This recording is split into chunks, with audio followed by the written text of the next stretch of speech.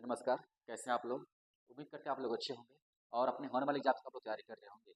आप देख रहे हैं स्मार्ट ग्लोबल स्टडीज़, जिसमें आपको बिहार या भारत में होने वाले जितने एग्ज़ाम्स होते हैं उन सबकी तैयारी कराई जाती है। ठीक है? तो चलिए आइए आज की क्लास स्टार्ट करते हैं। आज का पहला क्वेश्चन कह रहा है,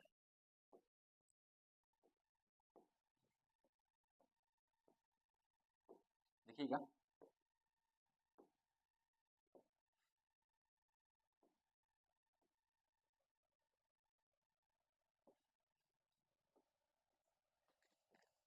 आज का पहला क्वेश्चन कह रहा है कि पराबैंगनी किरणों से रक्षा करने वाली परत है। देखिए, इस बात कर रहा है कि जो पराबैंगनी किरण होती है, आखिर उससे कौन सी परत है जो हमारी रक्षा करती है? ये आखिर पराबैंगनी किरण निकलती कहाँ से? समझिएगा। जो सूर्य होता है, सूर्य की से जो प्रकाश निकलती है, उसी प्रकाश में ये पराबैंगनी किरणें होती है। ठीक है? जो हमारी त्वचा के लिए हानिकारक होती है। और इस पराबैंगनी किरणों को जो हमारे वायुमंडल में जो परतें होती है, उसी परत में एक पाया जाता है जिसका नाम है सप्ताह मंडल। ठीक है? और वही सप्ताह मंडल में ओजोन परत पाया जाता है। समझिएगा कैसे? देखिए, अगर हम बात करें तो ये हो गई हमारी पृथ्वी। ठीक है? पृथ्वी हो गई। अब इसी पृथ्वी की अगर हम बात करें, देखिए ये हमारा वायुमंडल है और इस वायुमंडल की इसकी लेयर है। ठीक है? ये है क्षोभ मंडल। क्या है? क्षोभ मंडल।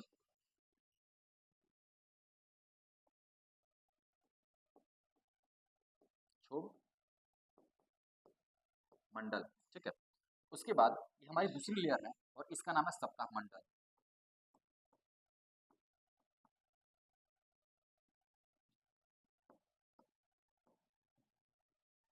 सप्ताह मंडल। ठीक है? सप्ताह मंडल। उसके बाद आता है, यहाँ पे अगर बात करें तो ये होती है मध्य मंडल। ठीक है? मध्य मंडल। और फिर आते हैं यहाँ पे एक है, इसका नाम है आयान मंडल या आयन मंडल। और यहाँ पे ऊपर आती है जिसको बोलते हैं बहिर्मंडल।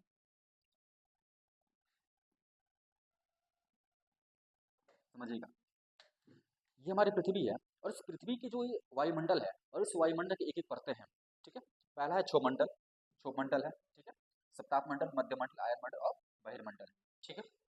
ये अगर बात करें तो अगर हम बात करें क्षोभ मंडल की ऊंचाई के बारे में, देखिए अगर क्षोभ मंडल की ऊंचाई की बात करें तो ध्रुवों से इसकी ऊंचाई होती है 8 किलोमीटर। कितनी होती है? 8 किलोमीटर होती है। ठीक है? लेकिन अगर हम यहाँ से इसकी बात करें तो इसकी ऊंचाई होती है 18 किलोमीटर। ठीक है? 18 किलोमीटर। अगर हम सप्ताह मंडल की बात करें, देखिएगा, अगर हम बात करें सप्ताह मंडल की, यानी ये, ठीक है, तो यहाँ से अगर इसकी बात करें तो इसकी ऊंचाई है 50 किलोमीटर। कितनी? 50 किलोमीटर। अगर बात करें मध्य मंडल की तो इसकी ऊंचाई है 80 किलोमीटर। 80। अगर बात करें आयन मंडल की तो इसकी ऊंचाई है 640 किलोमीटर। ठीक है? और इसके बाद जो है इसको हम बोलते हैं बहिर्मंडल। 640 के बाद जो जो ये मंडल है, ठीक है, ये हमारा बहिर्मंडल है। ठीक है? अब देखिए, ये बात कर रहा है, समझिएगा, देखिए ये जो हमारा सप्ताह मंडल है, इसी सप्ताह मंडल में यहाँ पे एक लेयर पाई जाती है। ठीक है? यहाँ पे एक लेयर पाई जाती है और इस लेयर को हम बोलते हैं ओजोन परत। कौन सी परत है? इसको हम बोलते हैं ओजोन परत। ओजोन परत। ठीक है? इसी बात ये क्या है? ओजोन परत। ये ओजोन परत की अवस्था है कहाँ? यह है सप्ताह मंडल में। कहाँ है? सप्ताह मंडल में। देखिएगा, कहाँ है? सप्ताह मंडल में। यानी सप्ताह मंडल को अगर हम बात करें तो इसको हम बोलते हैं स्ट्रेटोस्फीयर। क्या बोलते हैं? स्ट्रेटोस्फीयर। यानी ऑप्शन नंबर हमारा क्या होगा? बी। कह रहा है कि पराबैंगनी किरणों से रक्षा करने वाली परत कौन सी है? देखिए, ओजोन परत तो रक्षा करती है, लेकिन कहाँ होती है? ये होती है सप्ताह मंडल में। कहाँ होती है? सप्ताह मंडल। और सप्ताह मंडल को हम क्या बोलते हैं? स्ट्रेटोस्फीयर। यानी ऑप्शन नंबर हमारा क्या हो जाएगा? बी। ठीक है? चलिए अगला क्वेश्चन देखते हैं। अगला क्वेश्चन कह रहा है कि भारत का देशांतरीय विस्तार कितना है? समझिएगा, ये बात कर रहा है कि भारत का देशांतरीय विस्तार कितना है। ठीक है? तो चलिए समझते हैं भारत के देशांतरीय विस्तार के बारे में। देखिए, अगर हम बात करें, ये हो गई देशांतरीय और ये हो गई अक्षांशीय। ठीक है? ये हो गया उत्तर। ठीक है? ये होगा दक्षिण। ये हो गया पूरब और ये हो गया पश्चिम। ठीक है? अगर हम बात करें, समझिएगा, अगर हम बात करें कि जो हमारा भारत है, भारत का जो दक्षिण बिंदु है ये कितना है? तो देखिए, ये है 8 degree. 8 degree 4 minute, 8 degree 4 minute, ठीक है। और ये क्या होगा, नॉर्थ, समझिएगा ये नॉर्थ होगा, ठीक है। तो हमारा भारत का है उत्तरी गोलार्ध में, ठीक है। तो क्या होगा, नॉर्थ, 8 डिग्री 4 मिनट नॉर्थ से लेकर, और ये होता है 37 डिग्री 6 मिनट नॉर्थ तक, ठीक है। 37 degree, sorry 37 degree 6 minute north, ठीक है। अगर बात करें ये भारत का पश्चिमी, तो ये होता है, देखिएगा ये होता है 68 डिग्री 7 मिनट, और ये होता है पूर्व होता है, और ये होता है 97 डिग्री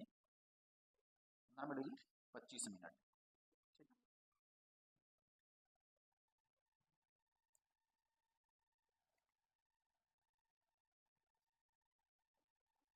ईस्ट,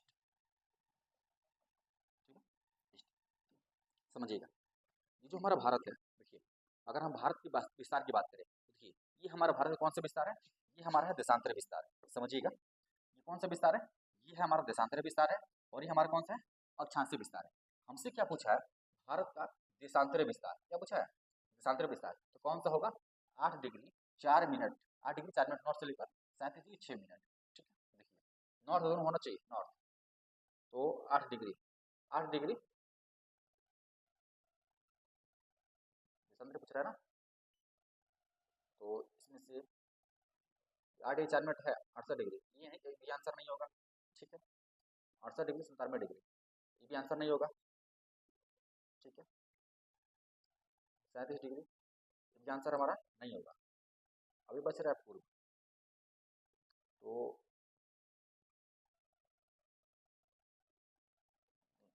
सॉरी, अच्छा हाँ, देखिए हमसे कहा देशांतर पूछ रहा है ना, ऑप्शन नंबर सी, क्या होगा, ऑप्शन नंबर सी, चलिए।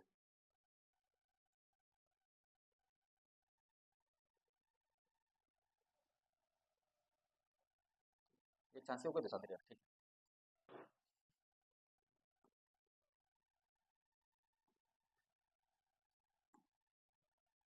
समझिएगा ठीक है।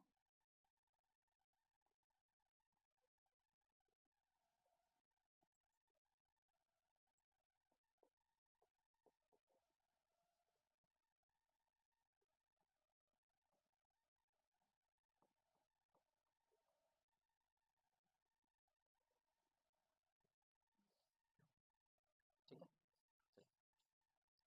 अगला देखते हैं, अगला क्वेश्चन कह रहा है कि राज्य सूची, राज्य सूची के विषय पर संसद कब कानून बना सकती है, समझिएगा ये बात कर रहा है, राज्य सूची के बारे में बात कर रहा है कि आखिर जो राज्य सूची का विषय है, इस पर संसद कब कानून बना सकती है, ठीक है। तो इसमें बात करें तो राज्यसभा द्वारा, देखिए राज्यसभा द्वारा 2/3 बहुमत से पारित प्रस्ताव पाते हैं, आंसर क्या होगा हमारा, ऑप्शन हमारा ए होगा। समझिएगा आखिर सूची क्या है, सूची के बारे में समझिएगा, जो 7वीं अनुसूची की बात करें हमारे संविधान में, संविधान में, ठीक है, संविधान में इसकी बात करें 7वीं अनुसूची, 7वीं अनुसूची पर अगर बात करें, इसमें अगर 7वीं अनुसूची की बात करें तो इसमें सूचियों को विभाजित किया गया है, जैसे पहला था इसमें राज्य सूची, ठीक है, राज्य सूची, इस राज्य सूची की अगर हम बात करें तो इस पर कानून बनाने का अधिकार राज्य सरकार को होता है, ठीक है। अगर हम बात करें कि अगर बात करें संघ सूची, संघ संघ सूची, तो अगर संघ सूची की बात करें तो इस पे बात करते हैं, तो इस पे कानून बनाने का अधिकार केंद्र सरकार को होता है, ठीक है। देखिए राज्य सूची पर कानून बनाने का अधिकार राज्य सरकार का, इस पर राज्य सरकार कानून बना सकती है, ठीक है। अगर बात करें संघ सूची, इस पर केंद्र सरकार कानून बना सकती है, सेंट्रल गवर्नमेंट यानी केंद्र सरकार, ठीक है, केंद्र सरकार कानून बना सकती है, ठीक है। अगली होती है समवर्ती सूची, क्या होती है, समवर्ती, समवर्ती सूची। अगर हम इसकी बात करें, देखिए राज्य सूची पे राज्य सरकार, संघ सूची पे केंद्र सरकार, ये जो समवर्ती सूची है इस पर दोनों बना सकते हैं, यानी राज्य, राज्य सरकार और गवर्नमेंट सरकार, यानी दोनों, ठीक है, दोनों कानून बना सकती है। जो राज्य सरकार होती है और राज्य सरकार होती है, केंद्र सरकार होती है, दोनों किस पर कानून बना सकती है, समवर्ती सूची पे, ठीक है। लेकिन अगर कोई ऐसा निर्णय हो, ऐसा निर्णय हो, अगर वो एक ही प्रस्ताव हो जिस पर अगर दोनों दावा करें कि नहीं ये कानून होना चाहिए, तो उस समय मान्य किसका होगा, केंद्र सरकार की, ठीक है। अगर एक ही बात पे दोनों लड़ाई कर रहे हो तो मान्य किसका होगा? केंद्र सरकार की होगा। ठीक है, एक आखिरी आती है जिसका नाम है समवर्ती सूची, नहीं अवशिष्ट सूची आती है, सॉरी अवशिष्ट सूची। ठीक है, अवशिष्ट सूची, अवशिष्ट सूची की अगर बात करें तो ये आता है केंद्र सरकार के अधीन। ठीक है, इस पर जो काम करती है इस पर केंद्र सरकार, इसके अंतर्गत क्या क्या आ सकते हैं, जैसे अगर हम बात करें तो अंतरिक्ष आ सकते हैं। ठीक है, जैसे डीआरडीओ बात करें, जैसे कोई कोई नई चीज की खोज अगर होती है तो सब किस में आती है, अगर कुछ भी अगर नई चीज की खोज होती है तो किस में आएगी? अवशिष्ट सूची में आएगी। और इस पर जो नियम कानून बनते हैं इस पर बनाते हैं कौन? केंद्र सरकार। ठीक है, चलिए अगला क्वेश्चन देखते हैं। अगला कह रहा है कि चुनाव आयोग का उल्लेख किस अनुच्छेद में है? समझिएगा, ये बात कर रहा है चुनाव आयोग की। ठीक है, आखिर चुनाव आयोग जो है इसका अनुच्छेद, ठीक है, किसमें है? तो अगर इसके हम बात करें तो आर्टिकल 324। ठीक है, ऑप्शन नंबर हमारा क्या होगा? बी। ऑप्शन नंबर क्या होगा? बी। समझिएगा, अगर हम चुनाव आयोग की बात करें, चुनाव आयोग, तो इसका उल्लेख अगर बात करें तो इसका उल्लेख है भाग 15 में। किसमें है? भाग 15। इसका उल्लेख किसमें है? भाग 15 में है। अगर आर्टिकल की बात करें, अनुच्छेद की बात करें, तो इसका उल्लेख कहाँ से कहाँ तक है? तो इसका है 324 से लेकर 329 तक।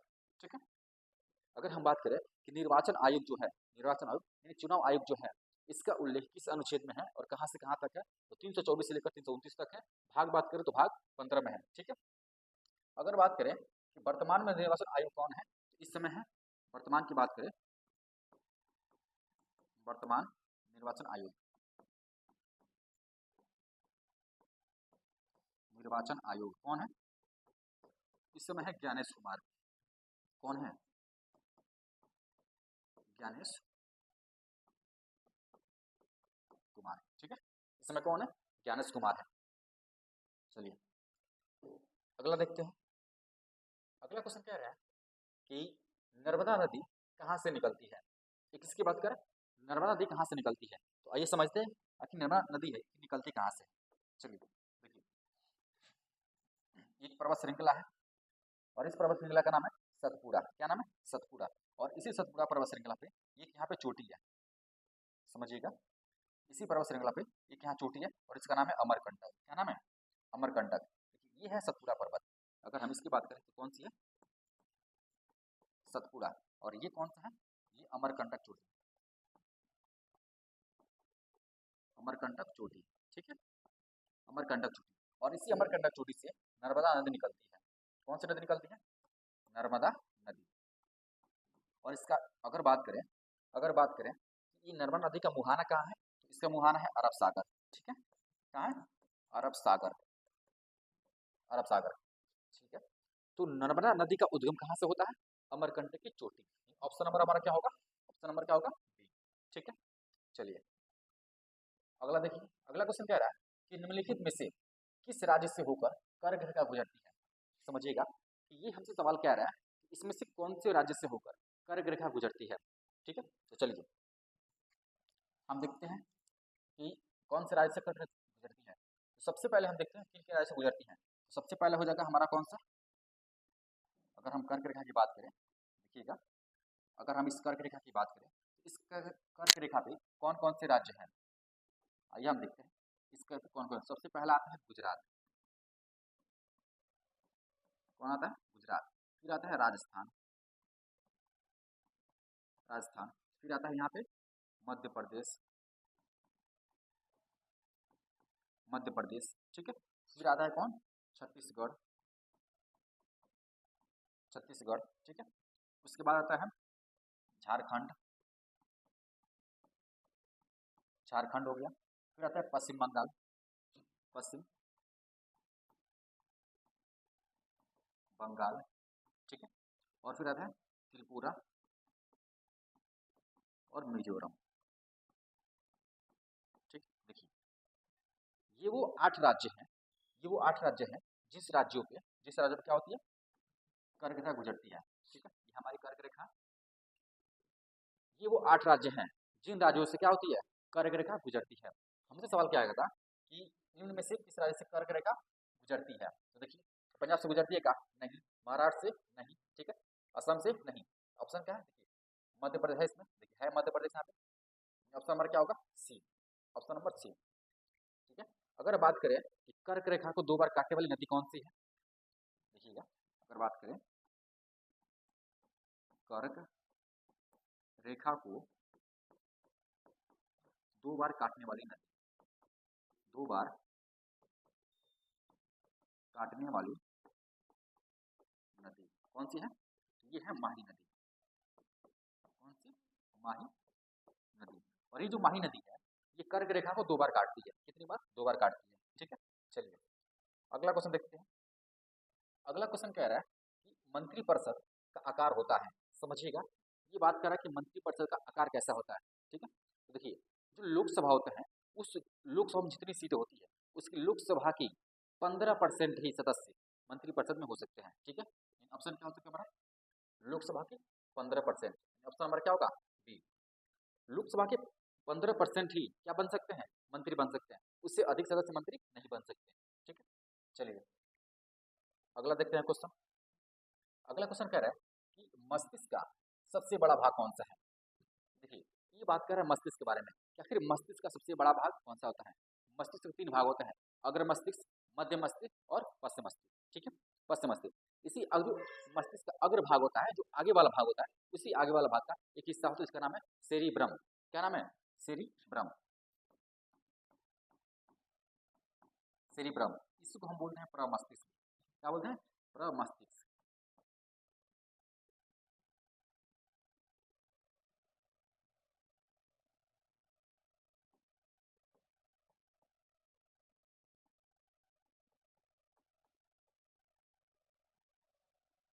क्या बोलते हैं?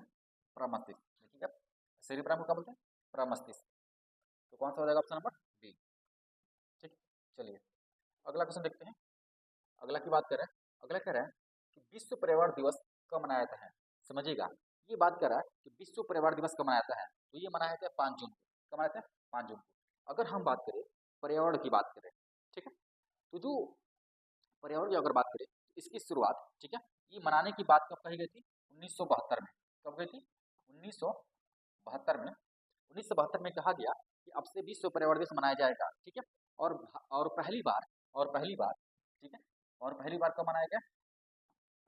पहली बार मनाया गया कब? 1974 में। ठीक है, 74 में जब पहली बार मनाया गया था तो उसका थीम क्या था? अगर हम थीम की बात करें तो उसका थीम था ओनली वन पृथ्वी, नहीं केवल एक पृथ्वी। ठीक है, only one, only one earth. क्या था? अर्थ, यानी केवल एक पृथ्वी। ठीक है, केवल एक पृथ्वी। ठीक है, जब पहली बार मनाया गया था 1974 में, इसका थीम क्या था? केवल एक पृथ्वी। ठीक है, चलिए अगला क्वेश्चन देखते हैं। अगला क्वेश्चन कह रहा है कि टॉयलेट मैन ऑफ इंडिया किसे कहा जाता है। समझिएगा कि टॉयलेट मैन ऑफ इंडिया किसे कहते हैं, तो हम विदेश्वर पाठक को कहते हैं। किसे कहते हैं? विदेश्वर पाठक। ये जो विदेश्वर पाठक थे, इन्होंने सन 1970 में, कब? सन 1970 ईस्वी में सुलभ शौचालय का स्थापना किया था। किसका? सुलभ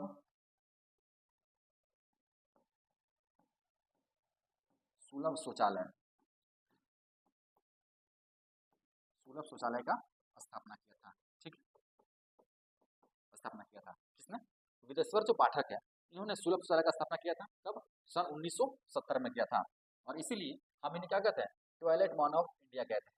ठीक है, तो चलिए आज के हमारे क्वेश्चन इतना ही थे। अगर आपको हमारी क्लास अच्छी लगती है तो इसे शेयर करें। ठीक है, और अपने दोस्तों के पास भी शेयर करें ताकि उनको भी इस क्लास का लाभ मिल सके। और आप अपने तैयारी करें घर पे बैठ कर। ठीक है, जितने एग्जाम्स हो रहे हैं, जैसे अगर बात करें बिहार दरोगा का, तो बिहार दरोगा एग्जाम 18 जनवरी और 1 जनवरी को होने वाला है। ठीक है, जो जितने क्वेश्चन हैं ये इंपॉर्टेंट दरोगा के लिए। ठीक है, तो अगर आप दरोगा की तैयारी कर रहे हैं तो ये सारे महत्वपूर्ण क्वेश्चन आपके लिए लाभदायक हो सकते हैं। ठीक है, तो आप इसे शेयर करें, अपने दोस्तों के पास शेयर करें ताकि उनको भी इसका लाभ मिल सके। मिलते हैं आपसे अगली क्लास में, तब तक के लिए जय हिंद।